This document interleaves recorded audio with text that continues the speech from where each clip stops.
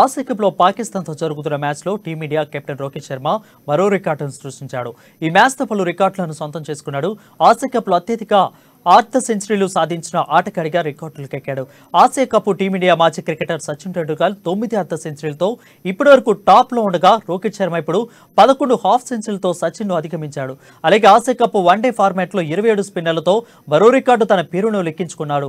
18 స్పిన్నర్లతో ఇప్పటి వరకు ఆ జాబితాలో భారత్ తరపున అగ్రస్థానంలో ఉన్న సురేష్ రైనా రికార్డును బద్దలు కొట్టాడు.